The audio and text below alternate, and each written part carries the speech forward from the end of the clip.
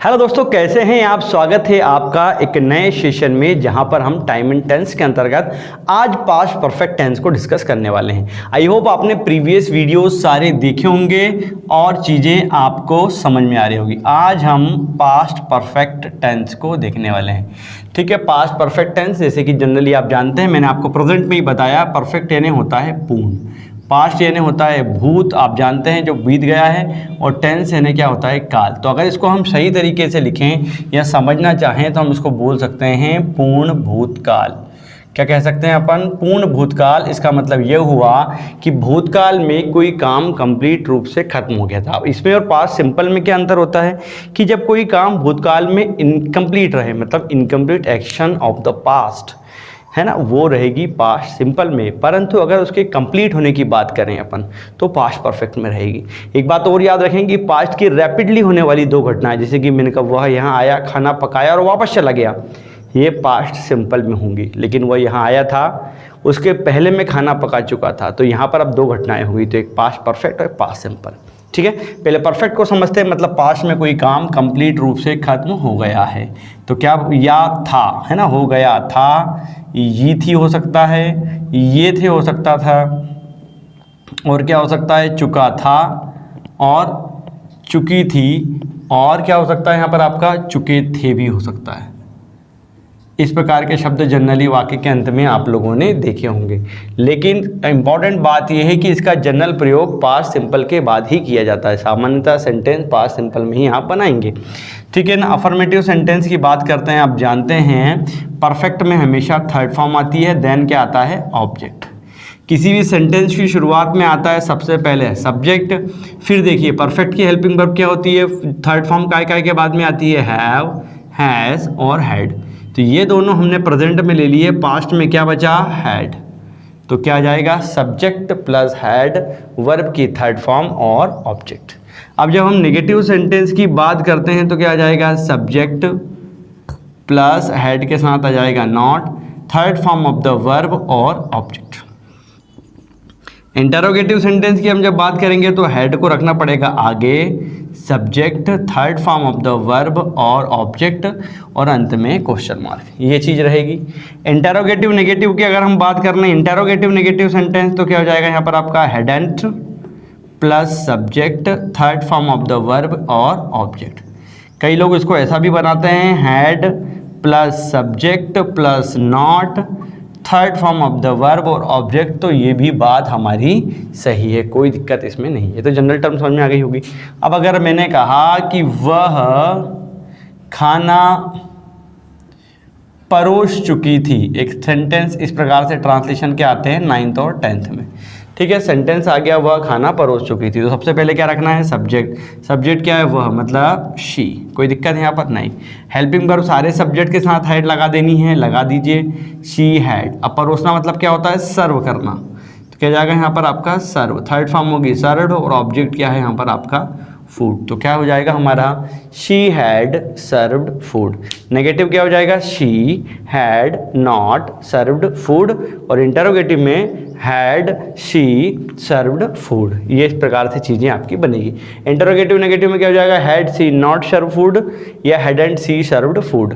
कोई भी एग्जाम्पल ले लें, जैसे कि मैंने कहा वे मैच जीत चुके थे, है ना। अब क्या जाएगा यहाँ पर आपका वे, मतलब सब्जेक्ट यहाँ क्या जाएगा आपका दे, THEY दे यानी वे, हैड, और फिर थर्ड फॉर्म क्या हो जाएगी विन की third form won the match. तो इस प्रकार के ट्रांसलेशन वाले क्वेश्चन बच्चों आते हैं 9th और 10th में।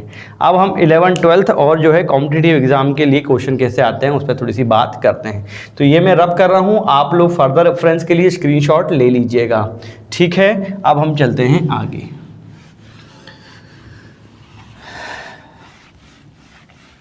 अब हम देखते हैं, अब सपोज करो एक क्वेश्चन आया इस प्रकार से, अगर मैं लिख रहा हूँ कि आई हैड फूड, कई बच्चे इस प्रकार से कंफ्यूज होते हैं।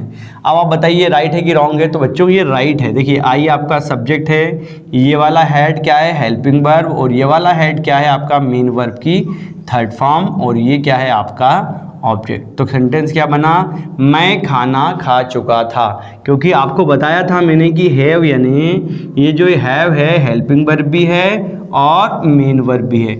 एज अ मेन वर्ब इसका प्रयोग अपन लेना, खाना या ग्रहण करने के सेंस में करते हैं। तो अगर मेरे को मॉडर्न इंग्लिश के अकॉर्डिंग बोलना है कि मैं खाना खा चुका था या मैंने खाना खा लिया था, तो क्या बोलूँगा मैं, आई हैड फूड, और ये सेंटेंस रहेगा बिल्कुल करेक्ट। ठीक है, अगर कोई पूछेगा इसमें आप गड़बड़ ढूंढिए तो ये सेंटेंस गड़बड़ नहीं है, सही है। ठीक है, एक बात ये हो गई, स्क्रीनशॉट दीजिएगा आप अपने हिसाब से।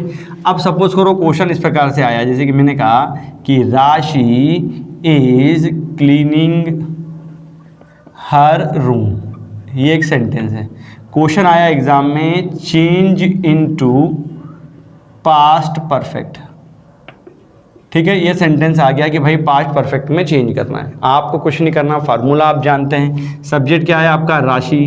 पास्ट परफेक्ट में कोई दिक्कत नहीं है, सारे सब्जेक्ट के साथ हेड लगा देना है। फिर क्लीन की थर्ड फॉर्म क्या हो जाएगी यहाँ पर आपका, क्लीन्ड, और हर रूम। ठीक है, तो ये हो गया आपका टेंस जो हो गया है चेंज कर दिया। इस प्रकार के क्वेश्चन आपको एग्जाम में पूछे जाते हैं। अब सपोज करो कि एक क्वेश्चन आता इस प्रकार से, मैंने लिखा कि हैव यू सीन द ताज, ताजमहल जानते हैं ना, क्या आपने ताजमहल देखा है।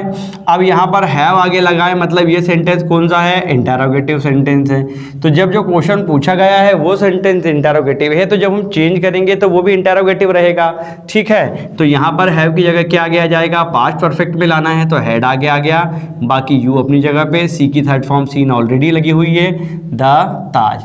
तो इस प्रकार के क्वेश्चन बच्चों कई बार पूछे जाते हैं। आई होप आपको समझ में आ गया होगा। ठीक है, तो ये हमने देखा पास्ट परफेक्ट टेंस जो कि चुका था, चुकी थी, चुके थे, है ना। दो सेंटेंस को मिला के जो है, मतलब दो सेंटेंस को मिलाने के स्थान पर कहूँगा, दो सेंटेंस भी इसमें मिलकर बनते हैं। वो आफ्टर और बिफोर का जो यूज़ होता है मैं आपको नेक्स्ट वीडियो में बताऊँगा।